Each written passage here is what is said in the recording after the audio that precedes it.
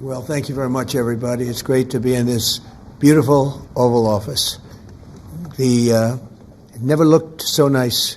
We're getting great compliments, and you see outside how that's come out. It's been great. We make a lot of improvements to the White House, and we're doing that. One of the things you should be looking at is the Palm Court, because that's been totally redone. So we like to preserve and make better the White House, and that's really what's happened, and we're getting tremendous reviews, and we appreciate it.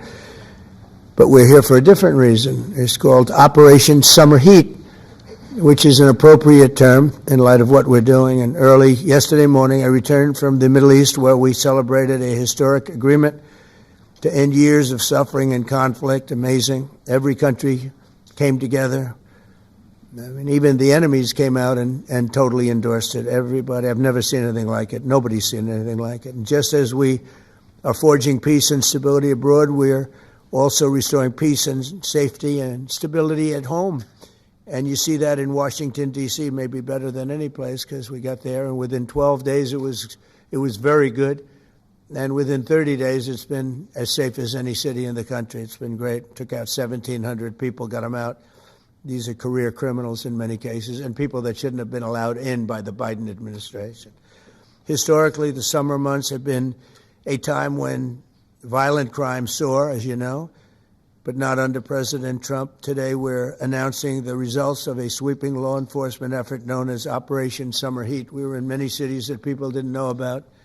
We kept it a little quiet, and it had a big impact, and you'll hear that in a second. But over the past few months, FBI officers in all 50 states made crushing violent crime a top enforcement priority. That's what they did, rounding up and arresting thousands of the most violent and dangerous criminals. And these are among the most dangerous and violent people in the world. They were allowed, in many cases, not in all cases, but in many cases they were allowed in by a very foolish, actually stupid, open border policy. Just anybody could have come in. They emptied out their jails, their prisons, their mental institutions. They emptied them into our country. And the people behind me have done an incredible job, because if we didn't have that administration, it would have been so much easier. They allowed millions of people in this country that shouldn't have been allowed, including over 11,000 murderers, half of whom murdered more than one person. And many of them are gone now, or they're put in prison, because we don't want to have them come back. So we literally put them in our prison, which we don't want to do. But we bring them back to their countries. Working with state and local partners, the FBI arrested over 8,000 violent criminals during the course of this period. In major cities like in New Orleans, Nashville, we saw a 250% increase in arrests. And we really went after the bad ones. These include 725 individuals wanted for violent crimes against children and murderers. These arrests are in addition to the work of our historic federal task forces. That Make D.C. Safe Task Force has been unbelievable. I mean, the job they've done, it's incredible. And it's been so nice, because so many people, they're going out to dinner and they're having dinners. They didn't go out for 4 years. And now they're going out 3 times a week. The restaurants are opening. Restaurants are full. And usually that means a lot of good things. But restaurants that were closed are now opening up. And everybody's happy. Nobody's ever seen anything like it, actually. And everybody feels safe. You can have a child walk right through the middle of Washington, D.C., and nothing's going to happen. We were losing more than one person a week in Washington. They're being killed on an average of over one a week. The Make D.C. Safe Task Force has been incredible. And the Make Memphis Safe Task Force is having very similar results. It's much earlier, but we've been there for a week and a half, but I'm hearing the results are pretty incredible, and you'll hear about that. They're mobilizing more than 20 federal agencies for the largest law enforcement operation targeting violent criminals in American history. As a result of these efforts, violent crime declined nearly 20% nationwide compared to the same period last year, and it was the safest and most peaceful summer in 2 decades. And honestly, we haven't really even gotten going yet. If we didn't have to fight all of these radical left governors, we could have had Chicago taken care of, as an example. They had, in a short period of time, 4,000 murders in Chicago, and we have to listen to this man stand up and say that we're bad people. And the people of Chicago are walking around with MAGA hats. You have women, beautiful black women walking around with MAGA hats. Please let the president in, and we don't care how he does it. They're not interested in National Guard or Army, Navy, bring them in. Marines, bring in the Marines. They just want the crime to stop. And more so because of the success that we had in D.C. I think if we didn't have that success, nobody would even believe it. So I want to congratulate all of the incredible law enforcement professionals joining us today, especially Attorney General Pam Bondi, who's terrific, Deputy Attorney General Todd Blanche, who is a fantastic legal talent. He really is. He's a great guy, too. And, of course, FBI Director Kash Patel. They have worked so hard on this and other things. Since the start of the administration, the FBI has arrested over 23,000 violent criminals, more than double the number arrested in the final year of the Biden disaster. The FBI has also destroyed or severely disrupted more than 170 organized criminal enterprises and gangs, 1,600 of the most violent gangs, and confiscated over 6,000 illegal firearms. And they've tracked down and arrested 4 fugitives on the most wanted list, 4 of the most wanted. Actually, 2 of them were the most wanted fugitives in the world.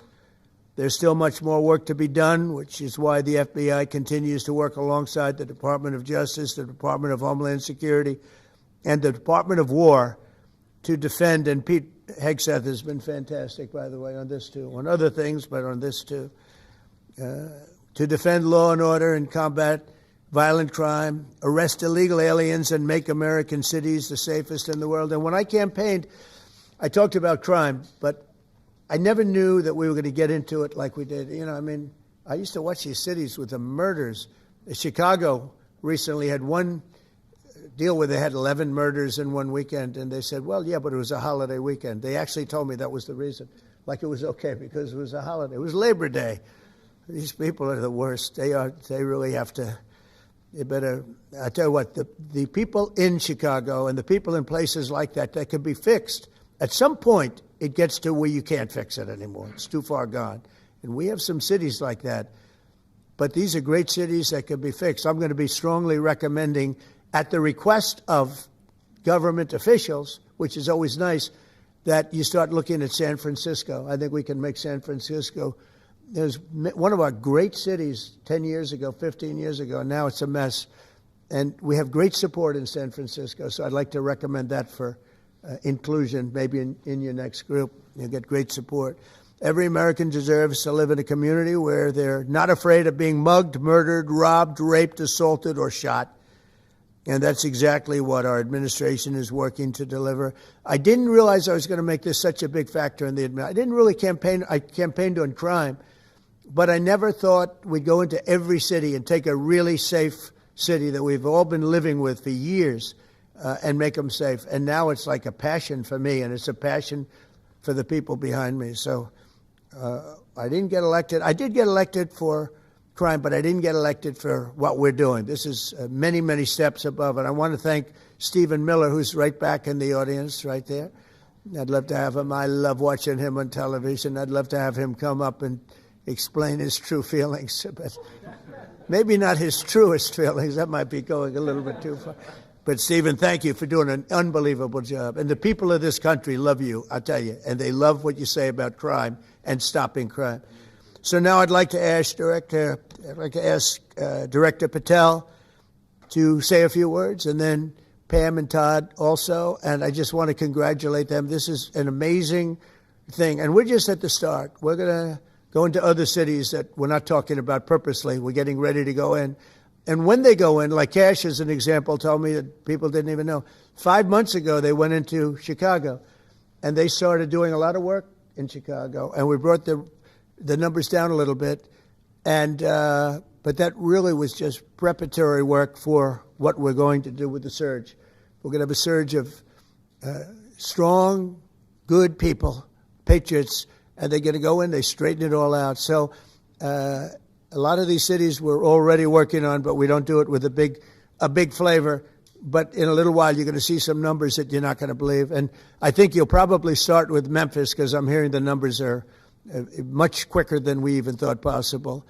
But again, D.C. it speaks for itself. Chicago is going to be okay. We're going to save Chicago. And I told you, and I told them, a very respected man, the head of the Union Pacific, said, "Sir, save Chicago. It can be saved." And the way he said it, it was like, can you believe it? We're trying to save Chicago. But I understood exactly what he wants, and that's what we're going to do. We're going to save all of our cities, and we're going to make them essentially crime-free, like other countries have crime-free. If you go all over the world, you go to the world, you hear Afghanistan and you hear all these different places. Our crime in certain cities is worse than anything they can even imagine. And we're not going to have that any longer. It's going to stop, and it stops right here. Kash, please. Thank you, Mr. President. What I'd like to do is just highlight some of the outstanding work that the men and women of the FBI have been doing. And thanks to your brave leadership and the mandate you were given by the American people to not only defend the homeland but crush violent crime, you tasked us with our great partners at the Department of Justice and the Attorney General and the Deputy Attorney General to start making arrests and bring prosecutions and safeguard our cities. And you said it. This is just the beginning. In just 7 months, I hope the media takes a look at every one of these charts, because these are the best numbers for fighting crime in U.S. history, and it's only 7 months in. And to do that, our vehicle to do it of choice was Operation Summer Heat, which the FBI architected to go after violent criminals. And in just a 3-month span, you had 8,700 arrests of violent criminals. You had 2,200 firearms seized off the streets permanently to safeguard our communities. You had 421 kilograms of fentanyl seized. Just to put that in perspective, that's enough to kill 55 million Americans alone. You had 45,000 kilograms of cocaine seized, and thanks to our Department of Justice partners, you had 2,100 indictments in 3 months, from June to September alone. Mr. President, that in and of itself would be historic for a 4-year presidency. You did that in 7 months because you let good cops be cops, and you partnered us with the right people at the Department of Justice to put the handcuffs on and bring them to court and put them in prison. And if that weren't enough, when you look at the year, for the entire 7-month period that we're talking about here, if you look at the past 4 years of the Biden administration, 16,000, 17,000, 15,000, 15,000. That's the number of arrests year over year of violent felons in this country for the Biden administration. Mr. President, in 7 months, you have 28,600 arrests of violent felons in just 7 months alone, because of your leadership and the dedication of the men and women at the FBI who want to go out there and do the job they were prevented from doing because that department used to be weaponized and politicized. And this is what happens when you take out the fangs of weaponization. This number is historic by every metric. 28,000 people have been arrested, violent felons alone. And then when you go over there and look at some of these charts, if you don't mind, I'll just hop over here. Look at the metrics for not just violent crime, but the homeland. Mr. President, during your administration, the FBI has found and located 5,400 children. That is a 30% increase year to date over the last administration. Violent crimes against children arrests alone are up 10%. Gang arrests are up 210% in the last 7 months alone. And transnational organized crime, which Stephen Miller has been a great partner in, is up over 12% alone.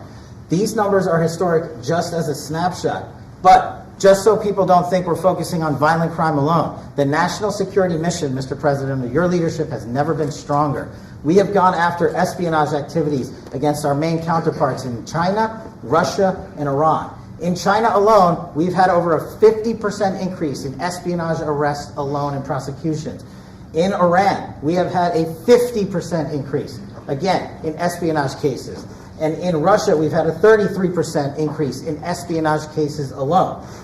When it comes to counterterrorism, year to date, we have 125 arrests this year versus 100 last year, year to date alone. And when it comes to the cyber criminal activities, which are some of the largest enterprises plaguing everyday Americans, we at the FBI have put out a mission to go after cyber criminals like never before. Last year, they had in total 191. This year, you already have 252 arrests. 52 arrests of violent cyber criminals who are stealing from senior citizens, who are violating our children's rights and freedoms, and who are violating everyday Americans. These programs are record. And two of the things I'll finish with that I'm most proud of, Mr. President, this FBI. Fentanyl. As you know, it's a scourge that is killing our youth, 100,000 plus a year. To date, the FBI has seized 1,900 kilograms of fentanyl. That's enough lethal doses to kill 127 million Americans alone to date. And if that weren't enough, Mr. President, you said we have to go after the worst of the worst. And you empowered our Department of Justice, our Attorney General, Deputy Attorney General, and the Deputy Director at the FBI, led the charge, not just on summer heat, but he also led the charge in the FBI's 10 most wanted fugitives. These people have been on the run for years. And in 7 months, you captured not one, not two, not three, but 4 of the FBI's most top 10 fugitives. 4. And just to put that in perspective, Mr. President, the Biden administration captured 4 in all of 4 years. You're on 7, and we're going to get to 10. We're going to get to 10 of 10. This includes a lady who murdered her 6-year-old handicapped child and fled to India. We got her in 2 months. This includes a narco trafficker. This includes a sex trafficker. This includes another first-degree murderer and gangbanger. These people were on the run because of the prior administration's reckless policies that destroyed our communities, and you came in and with a mandate said, go after the worst of the worst. This is just the beginning. This is what happens when you let good cops be good cops at the FBI. Mr. President, I just want to thank you for your incredible leadership, our brave partnership with prosecutors who know how to bring cases and make sure these arrests stick. And that's what the Attorney General and the Deputy Attorney General have led the charge across this country, because arrests without prosecutions are meaningless. We are deterring criminals from doing this activity. We are preventing criminals from coming into America, and we are absolutely crushing violent crime like never before and defending this homeland, sir. And not to mention, I almost forgot this one, it took you, sir, 2 weeks to get the Abbey Gate bomber. Joe Biden had 4 years to look for him. You got him in 2 weeks, thanks to the interagency effort by the FBI and the CIA, went to Pakistan, and now 13 brave warriors who were senselessly murdered because of disastrous Afghanistan withdrawal. They have justice, their families have a peace of mind, and we're going to continue to find the others, Mr. President. On behalf of the FBI, sir, I just want to thank you. Thank you very much, Grace. Great job. Very good. Very impressive. Pam, would you like to say? President Trump, the men and women of law enforcement say 2 things to me repeatedly. First, you have taken the handcuffs off them and let them do their jobs, and you let cops be cops. That's why all this is happening. The director, the deputy director are working around the clock. All of these great men and women in the FBI, they have families at home, and they are working during a government shutdown right now. Many of them have small children. Many of them, I was talking to an agent this morning, many of them have babies at home, and they are working around the clock to not only keep our country, but our world safe. And that's what Operation Summer Heat did. Thank you, Director, and to the Deputy Director for everything you did on behalf of the Department of Justice, and you're going to continue to keep doing. And they set the stage for what we're doing in Memphis. You're going to hear a lot more about that, our joint task force next week, but they set the stage for Memphis. And last night alone in Memphis, there were almost 70 arrests, there were 12 guns seized, and there was a 70-year-old man arrested as a result of our operation in Memphis who raped a child under the age of 3. That one case makes everything we're doing worthwhile. So thank you all for being here on behalf of both of us. Thank you, President Trump. Thank you. Todd, do you want to say something? Sure. Thank you, Mr. President. So this is a great day, and I think there's stats that the director talked about which are important, but I want to give 2 examples of what summer heat has done that actually will apply hopefully to everybody in this room. The first is for over 4 years during the last administration, there was a hotel in a town, the middle of a town in Alaska, that was being run as a drug den. There were over 1,000 calls to 911 over four and a half year period. There were multiple violent crimes, drug dealers, overdoses, and murders at this one hotel, ruining a community. Summer Heat went in there. It's not only arrested all the participants that were controlling the hotel, but seized the hotel.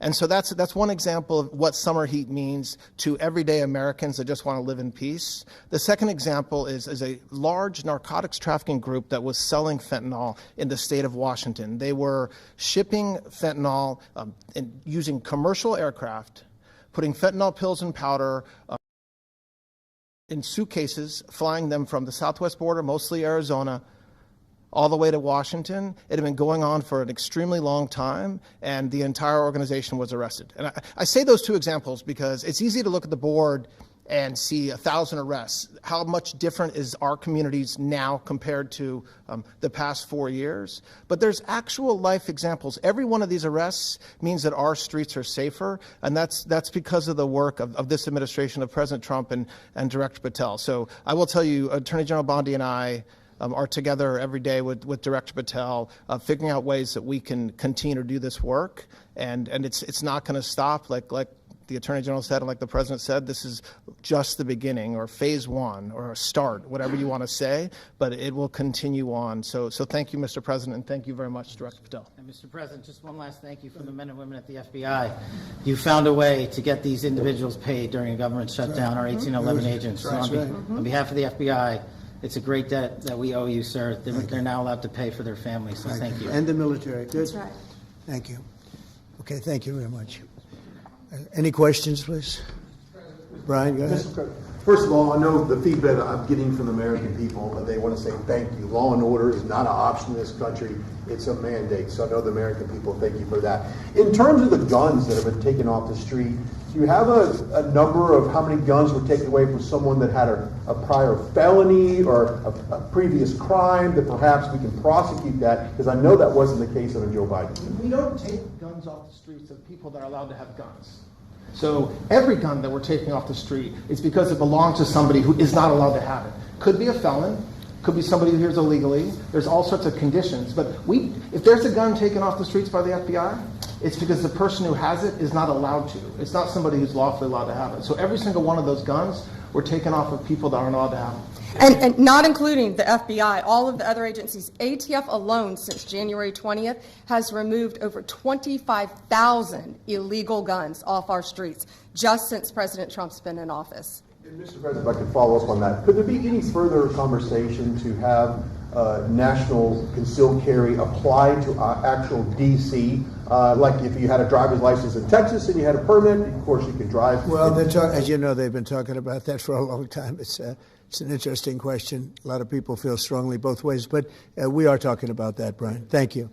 Mr. President, on Venezuelan boats, I want to ask you, why not have the Coast Guard stop them, which it is empowered by law to do? This way you can confirm who's on the boat and ensure that they're doing what you suspect. Because we've been doing that for 30 years, and it has been totally ineffective. They have faster boats. Some of these boats are seriously, they're world-class speedboats, but they're not faster than missiles. But we've been trying to do that for years, and so much of the drugs, 25-30%, would come in through the seas. Right now we have, I would say, none coming in through the seas. In fact, I don't know about the fishing industry. If you want to go fishing, a lot of people aren't deciding to even go fishing. We've almost totally stopped it by sea. Now we'll stop it by land. What's the next step? But it never worked. It never worked when you did it in a very politically correct manner. What's the next step in this war on cartels, and are you considering options, are you considering strikes on land? Well, I don't want to tell you exactly, but we are certainly looking at land now because we've got the sea very well under control. We've had a couple of days where there isn't a boat to be found. And that, I view that as a good thing, not a bad thing. But we had tremendous amounts coming in by boats, by very expensive boats. They have a lot of money, very fast, very expensive boats that were pretty big. And the way you look at it is every boat that we knock out, we save 25,000 American lives. So every time you see a boat and you feel badly, you say, wow, that's rough. It is rough, but if you lose 3 people and save 25,000 people, these are people that are killing our population. Every boat is saving 25,000 lives, and you can see it. The boats get hit, and you see that fentanyl all over the ocean. It's like floating in bags. It's all over the place, and it's a tremendous. We're saving tremendous amounts of lives. Yeah, Mr. President, on that issue, I know you've talked about. I have a question for you, and then I also have a question for Director Patel. I know you talked about having some distaste for Boston recently. Is this one of those cities that you might be looking into, and can you give us a hint about other cities that you might be?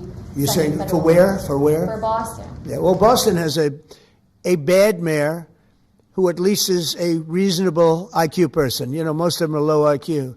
But and they're so bad. What's going on in Chicago is just, you'd think the guy would say, hey, look, we have a problem, Mr. President. Could you come in and straighten it out? We could have that done in a month if we had their cooperation. It's going to be done anyway, but we could have it done in a month. Yeah, Boston, she's got 4 areas that are, wrong. And, somebody said, would we think about taking the World Cup away from Boston if they don't straighten it out? And the answer is yes, we have the right to do that with FIFA. So if we think that LA is going to be bad, or we think that applies a little bit to the Olympics too, but we'll talk about FIFA first. FIFA is very hot. If we think there's any reason that, whether it's Boston or anywhere else, that they're not doing their job, we're going to take those World Cup games and move them someplace else. Thank you. And then Director Patel, there's been so many conspiracy theories swirling around about the assassination of Charlie Kirk. Do you have any updates for us, especially in light of all the online content that everyone's been talking about? The only thing we deal with at the FBI and the Department of Justice is facts. And we delivered at record speed a manhunt to capture Charlie Kirk's alleged assassin in 33 hours. And if you put that in perspective to Luigi Mangione or the Boston bomber, they took them 5 days and a police officer lost their life in their manhunt. We are running on absolutely every single lead, and the best thing we can do to honor my friend Charlie Kirk's life is to make sure that everyone involved is prosecuted to the full extent of the law, and that's what we're focused on, investigating the facts, not trading in conspiracy theories. Okay. Mr. President, thank you so much. Thank you. In light of China's export curbs on rare earths, do you view India as a reliable partner going forward? And are you planning to meet Prime Minister Modi in Malaysia? Are you open to talks in terms of trade? Sure. He's a friend of mine. We have a great relationship. He just said that 2 days ago, as you know. We have a great relationship. No, we were not happy with him buying oil from Russia, because that lets Russia continue on with this ridiculous war where they've lost 1.5 million people, by the way. Russia's lost 1.5 million people, soldiers mostly. This is a war that should have never started, but it's a war that Russia should have won in the first week, and they're going into the 4th year. And I want to see it stop. So I was not happy that India was buying oil. And he assured me today that they will not be buying oil from Russia. That's a big stop. Now I got to get China to do the same thing. That is relatively easy compared to what we just did over the last week in the Middle East. Middle East was 3,000 years, and we got it done. This is 3 years, and I think we'll get it done. I think that President Putin, I think he wants to get it done. We'll see. There's a great animosity between him and Zelensky. You probably have noticed, right? And it's. I think it's hurting the process. Yeah, please. Mr. President, thank you. Curious, why did you authorize the CIA to go into Venezuela? And is there more information you can share about these strikes on the alleged? Well, I can't do strike that, but I authorized for 2 reasons, really. Number one, they have emptied their prisons into the United States of America. They came in through the border. They came in because we had an open border policy. And as soon as I heard that, I said, a lot of these countries, they're not the only country, but they're the worst abuser. And they've entered they've allowed thousands and thousands of prisoners, mental institution, people from mental institutions, insane asylums, emptied out into the United States. We're bringing them back. But that's a really bad, and they did it at a level that probably not, many countries have done it, but not like Venezuela. They were down and dirty. And the other thing are drugs. We have a lot of drugs coming in from Venezuela. And a lot of the Venezuelan drugs come in through the sea, so you get to see that. But we're going to stop them by land also. Does the CIA have authority to take out Maduro? Oh, I don't want to answer a question like that. That's a ridiculous question for me to be given. Not really a ridiculous question, but wouldn't it be a ridiculous question for me to answer? But I think Venezuela is feeling heat, but I think a lot of other countries are feeling heat too. We're not going to let this country, our country, be ruined because other people want to drop, as you say, their worst. They have given us their worst. They've loaded up our country with prisoners, with mentally ill people that are seriously ill, criminally ill, and we're not going to take it. And so, I mean, it's just one of those things. And I can tell you, we've taken care of the sea. There's nobody, and we're watching. We're watching. And if we see it, we'll save it. Yeah, please. On the ships, though, sir, there are Republicans and Democrats up on the Hill concerned that in the briefings they've gotten about those attacks, they're not necessarily getting information about who was on them and what exactly was on those ships. Can you ensure that? But they are given information that they were loaded up with drugs, and that's the thing that matters. When they're loaded up with drugs, they're fair game. And every one of those ships they're not ships, they're boats, they're speedboats. They're extremely fast, record-setting type speedboats. They cost a lot of money, and they have a lot of money because they're drug sellers. But they know one thing, and they all have the same thing in common.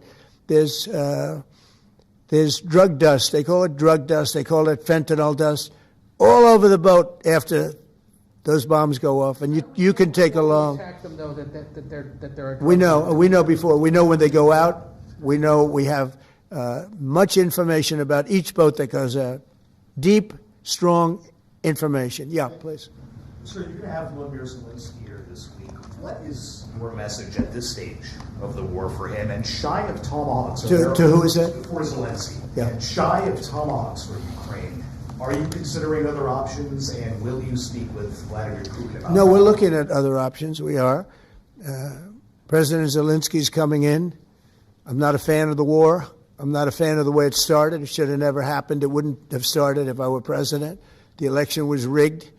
And because of that, we lost a lot of lives have been lost because of that war. Not American lives, but if I can save a lot of lives, that's why I'm in it. I want to save lives. I've had 8 wars. The Prime Minister of Pakistan got up the other day, said so beautifully, he says, you saved millions of lives. He told that to a group of people right in this office. He said the president saved millions of lives. And I think what he's referring to is the fact that that would have been with India nuclear war. That was getting very close. 7 planes, they don't talk about it, but 7 aircraft were shot down. In fact, we have the new ambassador to India right here. They're well represented. You better represent us, not them, okay? Yeah. But Sergio's going to do a great job. He's going to do a great job. But, no, we'll be talking about the war with him, and we'll be talking about, they want to go offensive. I'll make a determination on that, but they would like to go offensive, you know that, and we'll have to make a determination. President, given you have the FBI Director and Attorney General here today, Jim Jordan has asked Jack Smith to appear in front of the House Judiciary. You mean deranged, Jack? He's a deranged individual, yeah. He's asked him to... Well, they should. I'm surprised it takes so long. We're talking about violent crime. What about the crime against a political opponent? That's what we have to talk about, too. Jordan would like to understand the full extent to which the Biden-Harris Justice Department weaponized federal law enforcement. What do you think the committee will find out, Mr. Smith? I think it was the worst weaponization of a political opponent in the history of the world, let alone this country. And I hope that everybody's, they're involved in it. I'm not. I'm the one that had to suffer through it and ultimately win. But what they did was criminal. Deranged Jack Smith, in my opinion, is a criminal. And I noticed his interviewer was, I think that was Weissman. And I hope they're going to look into Weissman, too. Weissman's a bad guy. And he had somebody in Lisa, who was his puppet, worked in the office really as the top person. And I think that she should be looked at very strongly. There was tremendous criminal activity having to do. If we don't have fair elections in this country, we're not going to have a country. And I've said it from the beginning, fair elections and borders. And we need also fair press, because if you don't have fair press, it's very tough. And we've got the strongest border of anybody. Nobody has a border. We have a border where the numbers just came out again. You saw 0 people came in illegally. Now, we do take people into our country legally, but 0 people. But you're talking about a different subject. You're talking about political crime. They have committed massive political crime. I hope they're looking at Shifty Schiff. I hope they're looking at all these people. And I'm allowed to find out. I'm allowed to, I'm, in theory, the chief law enforcement officer. But I have a very good, talented group. This is about something else. But I hope they're looking at political crime, because there's never been so much political crime against a political opponent as what I had to go through. They raided my house in Florida. It was an illegal raid. I have a lawsuit that was doing very well. And when I became president, I said, I'm sort of suing myself. I don't know. How do you settle the lawsuit? I'll say, give me X dollars, right? And I don't know what to do with the lawsuit. It's a great lawsuit. And now I won. It sort of looks bad. I'm suing myself, right? So I don't know. But that was a lawsuit that was very strong, very powerful. They raided illegally my house in Florida, Mar-a-Lago. They went through the drawers of my young son. They went through all of the cabinets and drawers of the First Lady. She walked in, she said, wow, what happened? Because she's very meticulous, and this wasn't so meticulous. as she looked into the drawers and she saw everything a mess. What they did against a person that just got out of office. And then you look at these corrupt people. You look at Hunter Biden. You look at the signature. As an example, the Auto Pen. I just signed so many different things. An admiral, a four-star general. I'm signing them left and right, the commissions. And by the way, I want to compliment John Thune and also Mike, our great speaker. But John Thune, all of a sudden I'm getting these things by the hundreds. I was getting one every 2 weeks. It would have been 4 years before you got them in more. You would have had some that didn't even get in, all because of Democrat obstruction. So John Thune did a great job. I must have signed 200 into the administration. We're just about caught up. It's amazing. And so compliments to John. He had to do some things that were very tough to do that he didn't want to do, but he was forced to do it by the Democrats. And as far as the shutdown's concerned, this is a Democrat Schumer shutdown. And he's trying to do it to get relevance back into the party because he's a loser. I've known him all his life. He's always been sort of a loser, but an intelligent one. But I think he's losing IQ points with time.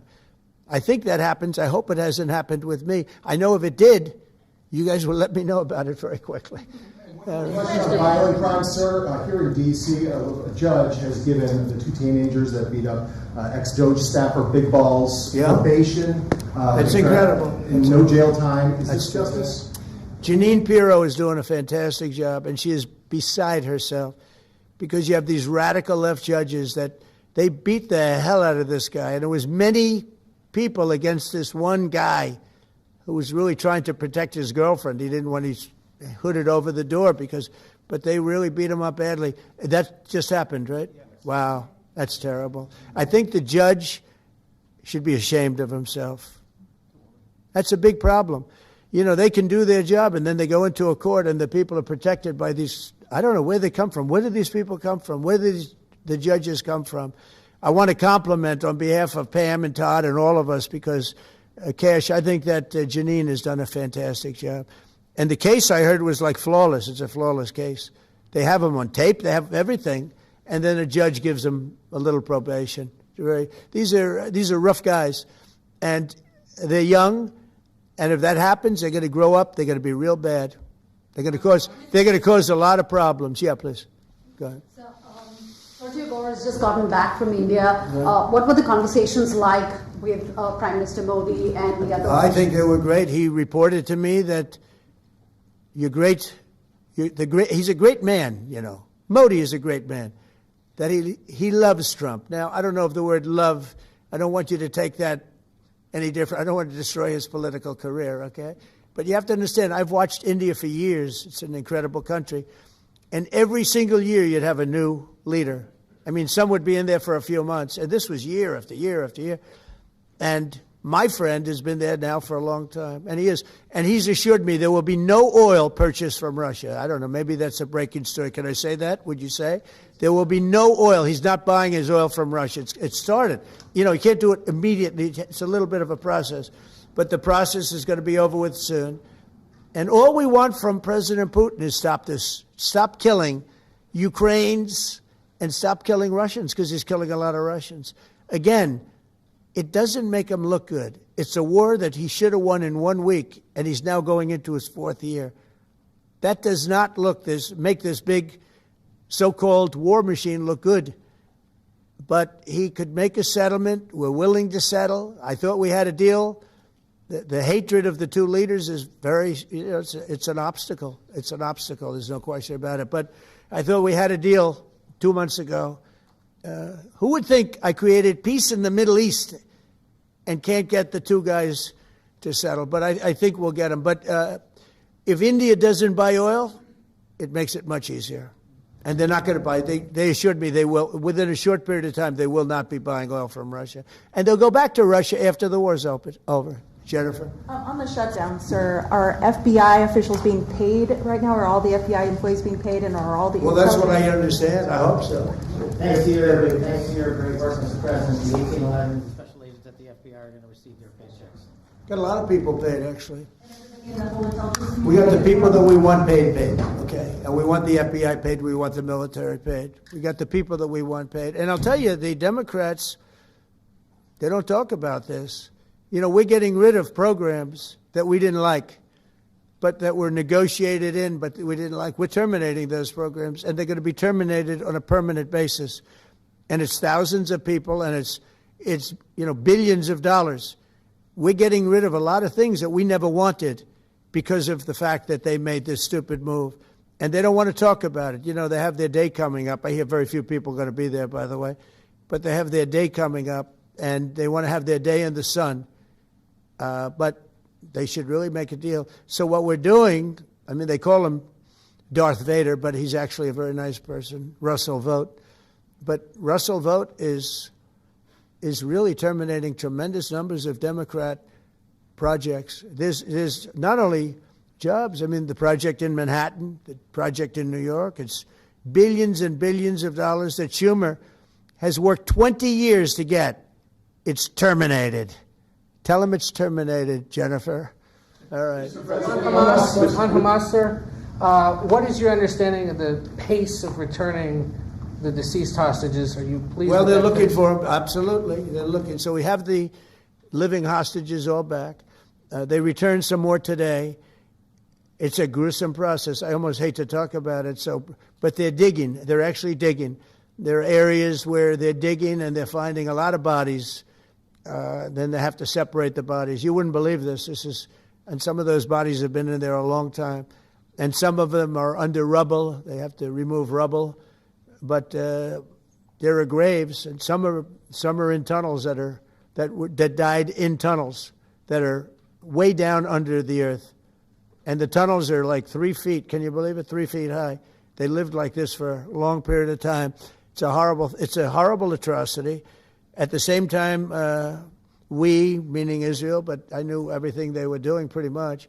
I knew most of the things they were doing, but they've killed probably 70,000 of these people, Hamas. And I said, it's time now. So we'll see what happens. We'll also see what happens. Your next question is going to be the weapons. We want the weapons to be given up, sacrificed, and they've agreed to do it. Now they have to do it. And if they don't do it, we'll do it. We had the head of CENTCOM today suggest that Hamas needs to hurry up and disarm and follow your comprehensive plan. Yeah. That it was the head of CENTCOM saying that. Is that not a signal to Hamas, to the rest of the world, that at some point the U.S. military may more directly engage? We won't need the U.S. military. We won't need it. Because we're very much involved in it. If we weren't involved, there wouldn't be peace. If we didn't destroy the nuclear capability of Iran, that deal would have never happened for two reasons. The Arab nations would not have felt bold enough to do it because you have a very powerful, at that time, Iran. It's not powerful anymore between what Israel and us did, because the attack was, if you look at it, we helped them very much. They will be the first to tell you, including shooting down thousands of drones that were coming into Israel. We shot them down. We were shooting them down like it was target practice, but we shot down thousands of drones and missiles also going into Israel. But between what we did to Iran that way with the, conventional, we will call it, and what see that beautiful plane, that B-2, I noticed it on the desk. I always thought it was beautiful, but I never understood it. Now I understand. It took in hundreds of thousands of bombs in the form of two, but hundreds of thousands of pounds of bombs. And every single bomb hit perfectly. Then they sent Tomahawks in. They sent 30 Tomahawks on top of it. And that was totally, CNN said, well, maybe it wasn't as bad as Trump said, because I said obliterated. Obliterated is not a strong enough word, actually. And you saw the Atomic Energy Commission came out and said the word obliteration is very, very... Think of it. They came in under potential fire. They entered Iran airspace late at night, in the dark, no moon. The moon was low for a reason. What time we picked it. Couldn't see anything. And they hit every target, and they weren't hit. Nobody saw that plane. That plane is stealth. Nobody saw it. The problem with that is it may be stealth today, but tomorrow it won't be. And we just ordered about 20 brand new B-2 bombers. It's unbelievable as a weapon. I know Putin, when I was riding with him in Alaska, we passed a lot of them. And he said, that really did the trick. I said, yeah, it did. It's amazing. The flying wing. But you still see no reason for the U.S. military to get involved in Gaza? No, I don't see that. No, I think we're going to handle it very well. We'll be helping Israel. But we have other countries that are now. You know, we signed, many countries signed, and many of those countries relatively are very strong military powers. And Hamas has no support. See, Hamas had the support of Iran, and now Iran says, don't get us involved. The last time they got them involved didn't work out too well. So they used to have the support of Iran. Today, Iran they're trying to survive. You know, when I heard the reports 2 weeks ago, Iran's looking to build a nuclear weapon, I said, don't worry about it. They got a lot of things they want to do before nuclear weapons. I said, the last thing they want to do is a nuclear weapon. It didn't work out. And if they did a nuclear weapon before they got even close, that site would be attacked and it would be wiped out. Yeah. Mr. President, you're meeting with President Xi in a few weeks. Yeah. If you can't come to an agreement or a deal at that meeting, are we in for a sustained trade war with China? Well, you're in one now. Look, we have 100% tariff. If we didn't have tariffs, we would be exposed as being a nothing. We would have no defense. You know, they've used tariffs on us, but we've never had anybody sitting in that chair that felt the need to do it. And they've allowed us to be $37 trillion in debt, et cetera, et cetera. Tariffs are a very important tool for our defense, for our national security. If we don't have tariffs, we're not going to have national security. As an example, if you look at Pakistan and Iran, I told them I was in the midst of negotiating a trade deal with Iran, and Pakistan was going to be in line. And because of tariffs, they all want to negotiate much differently. We were making a good deal, and then I heard that they're shooting at each other. And I said during one of my conversations, are you guys going to go to war? Two nuclear powers. We are thinking about, I said, here's the deal. You go to war, I'm going to put a 200% tariff. I'm going to stop you from doing any business in the United States. I said it to both of them. Within 24 hours, the war ended. That would have been a nuclear war. And again, the Prime Minister of Pakistan, who was here 2 weeks ago, said that man saved many millions of lives in front of a whole group of people because he thought it was going to be war.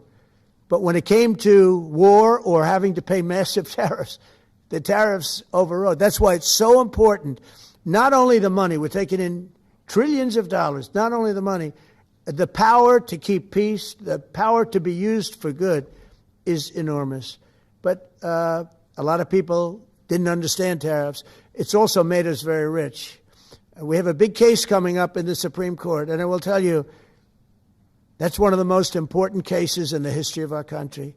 Because if we don't win that case, we will be a weakened, troubled, financial mess for many, many years to come. I don't even know if survivable is a good term. And if we do, we're going to be the most powerful economic country in the world. And all we're doing is using them as a defense against what took place for many years. China would charge us tariffs. It was incredible, but we weren't allowed to charge. We're allowed to do whatever we want. We just had presidents that didn't want to do it for whatever reason. And it was nothing. But of the 8 wars, I was saying 7, of the 8 wars, I would say tariffs are directly responsible for me ending 6 of them, 5 or 6.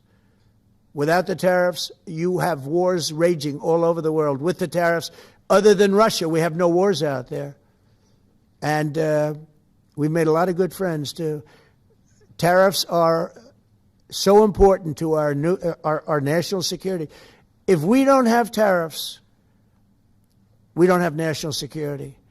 Our country would suffer a level that, because they're used so strongly on us. As an example, the European Union, they won't take our cars, they won't take our agriculture, they won't take anything, but they send their cars in, Mercedes, BMW, Volkswagen, by the millions. We don't send any cars. They don't take them. They were tariffing us out. Agricultural products, they don't take our agriculture. They want their farmers to do it. I understand that. But it was very unfair, and they were tariffing our product. They're keeping out by using tariffs. And we didn't use them, but I used them. And now we made one of the great deals with Europe. $650 billion they pay us, and we've evened it out. It's really a good thing to see. And you have to understand, they've all signed. Japan, South Korea. I mean, South Korea, $350 billion up front. Japan, $650 billion. And they've all agreed to it. They're all happy. But before, it was a total ripoff. And if we don't have the use of tariffs, we have no national security. This country will have no financial security, will not have national security. And the people that brought the lawsuit are people that are aligned with foreign nations that are now being treated fairly as opposed to just ripping us off and ripping us asunder. So, but if we are not allowed to use what other people use against us, there's no defense. It'll be a disaster for America. That's why I think I'm going to go to the Supreme Court to watch it. I've not done that, and I had some pretty big cases. I think it's one of the most important cases ever brought, because we will be defenseless against the world. Okay? You'll go to the tariff case? Did you have one? Yes, please. Thank you, Mr. President. I want to ask you about the Georgia Senate race. I know it's very early, but there's several Republicans in that field that are vying for your endorsement. A lot of good people in that field. Yes. I know all of them, actually. I haven't made a decision on that, but you have some very good people in the Georgia Senate race. Well, Governor has endorsed... No, the governor has. He's spoken to me about it a lot. He likes that candidate a lot.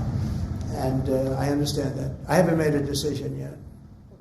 But I'm following that race very carefully. I think it's very important for Georgia to get a real senator, because the senator they have now is a horrible senator. He allows all the crime, all the borders. You have open borders. I mean, his whole philosophy is a disaster. That's not representative of the people of Georgia. I know the people of Georgia. I won Georgia 3 times, but they say twice.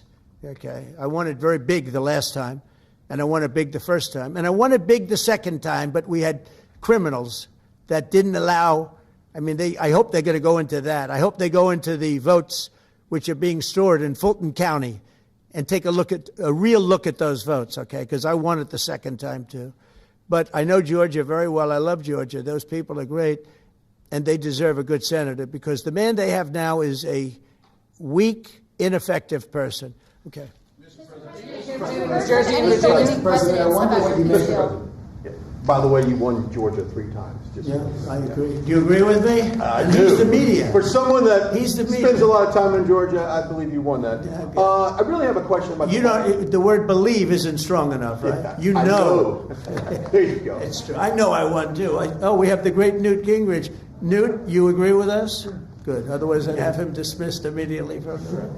You know, his wife, as you know, is becoming an ambassador to a great country, Callista. So congratulations. And we're going to take a picture. And the only reason I'm doing it, he speaks so well of me. He said, I'll go down as the greatest president in history. And then he blew it. He said, I'm not sure if I put him above Washington or Lincoln. So I'm not that happy about that, dude. Question about the weaponization of the DOJ. The media often says your department is weaponizing the DOJ. Yeah. That's the opposite. It's the opposite. Todd, you represented President Trump and probably the greatest weaponization of the DOJ by Alvin Bragg. You know firsthand, if you can describe what you saw under the Biden administration and how they weaponized the DOJ. Well, I think it's hard to describe what happened those last 4 years against President Trump.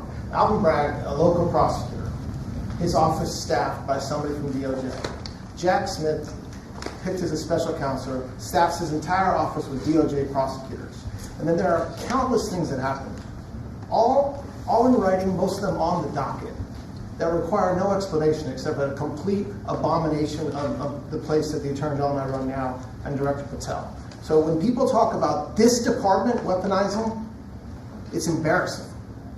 Because there's no scenario in which you can look at what we're doing, restoring justice, doing the right thing in every single case, and say that that's weaponization, and yet remain eerily silent about what happened for the past 3 years. You read these articles and giggle, because it cannot be true that people really think that what they did to him, not once, not twice, I'm still counting 3, 4 times. But we're the ones that are weaponizing. So this man is not weaponizing the Department of Justice. We're not weaponizing the Department of Justice. It's the opposite. And also, nobody questions what I'm saying because it's true. Because we all lived the past 4 years. So listen. They never want to bring up the details. But I watch the fake news, and oh, he's weaponized. And he wants to send them to prison. He wants all this. They indicted me like 5 times. I took a mugshot. Who would have thought it turned out to my favor? Because it was a good shot.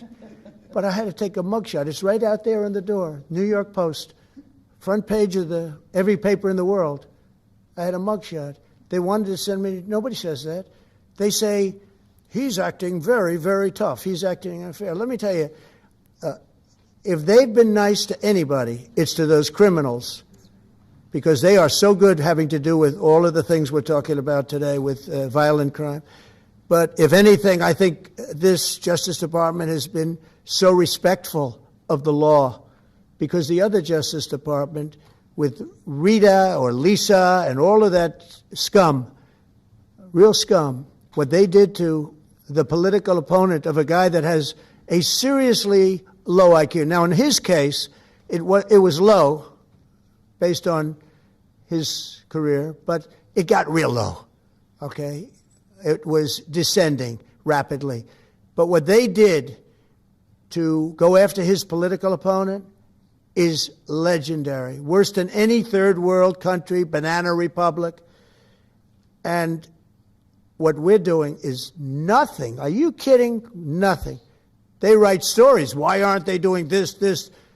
And we'll leave. I don't have to leave it up to them, but I choose to at this moment at least. But there's never been anybody treated in the history of politics. You know, they say the 2 worst treated presidents by the media, etc., was that man right there, the late, great Abraham Lincoln, and this guy right there, Andrew Jackson. They say Andrew Jackson was treated terribly. They give him number 1 and number 2, but that was before I came along, Newt. I say I have number 1 times 10. Nobody's been treated like I've been treated. And I did a great job. You know, we had a great first term. And we had one of the most successful economies in history, et cetera. I rebuilt the military. We did a tremendous amount. The last part, we had a horrible thing called COVID, and we handled that well. We made ventilators for nations all over the world. We did a great job. Probably never get credit for it. Look at the therapeutics, the Regeneron, all the different things, the vaccines, all the things we did. We did a great job, but we had to focus on that. But we had the best economy in the history of our country. We're blowing it away right now. Look at the stock market. It hit another all-time high today. That's 48 days out of the few days that I've served. 48 days have already hit record highs. And we have, maybe most importantly, the number, we have now, I was saying 17, it's over $18 trillion is being poured into our country. It's because of the election and because of tariffs. Without the tariffs, you wouldn't have probably 18 cents. It's because of the tariffs, because there are no tariffs if they build in our country. And they understand that. So we have medical companies coming over. We have the AI. We're dominating China in AI. Everybody said that's impossible. We're dominating. I'm letting these massive plants build their own electric generating plants. They're becoming utilities in addition to everything. Maybe they'll make more money with that. Who knows? But they're building their own electric because we have an old grid. You wouldn't be able to do that. And we're dominating China. We're dominating with AI, which seems to be the new big thing. That's the new internet. That's the new whatever. So we're very happy with the job we're doing. I'm very happy with the job they're doing. But when you tell me about attacking a political opponent, there's never been, and I'm a legitimate opponent. I watch my son. He's got the #1 best-selling book now. My son, Eric, is a wonderful kid. That guy spent so much time with subpoenas. He got more subpoenas than anybody in the history of our country. Think of it. And he's an innocent, good boy. He's a good kid. He's always been a good kid. All of my children are good. They went through hell. My children went through federal grand juries on a hoax. Think of it. You have Adam Schiff and Hillary Clinton and others make up a hoax and then wanting to so they know it's a hoax, and they go before the press, say Donald Trump Jr. will go to jail because of what he's done with Russia. I'll never forget, I get a call from my son Don, and he said, Dad, I'm being accused of something with Russia. I don't know anything about Russia. He didn't know anything about it. Think of it, how bad they are. They say he'll go to prison for the rest of his life. He knew nothing about it. On a hoax, the Russian hoax, Russia hoax, on a story that they made up. And they made it up in order to explain why Hillary Clinton lost an election that she lost by pretty good numbers. The second one, actually the second one was even better, but the third one, this one was too big to rig. It was just too big to rig. They would have rigged. They tried to rig it. But think of it. They want to send my children to jail, but they were after Don in particular. I'll never forget Adam Shifty Schiff, a total crooked guy, lying in Congress, making up a phone conversation that I have with you, totally made up. Then when he heard it was taped, he wanted to disappear. And Nancy Pelosi went crazy because they wanted to impeach me based on the conversation that was made up. When they heard the tape, everybody, I won it unanimously in the Republican Party. I got every single vote, something that never happens, and I beat it. But think of it, they want to put my son in jail for something that they made up. So they know they made it up. And they say he will serve the rest of his life in prison. These are sick, bad people. And don't tell me about us going after them. If anything, we've been very, very soft. I wouldn't be that soft, I'll tell you that. Thank you very much, everybody. Let's talk. Thank you. Thank you very much. Thanks, guys. Let's go. Thank you, guys. Thank you, guys. Let's keep it going. Thank you. Thanks, guys. Take a look. Location. Thank you, guys. It's going to be a beautiful day. Thanks, guys. Let's go. Pack up. Let's go. Thanks, guys. Keep going. Keep going. Thanks, Jason. Thank you, guys. Thank you. Give me 2 minutes.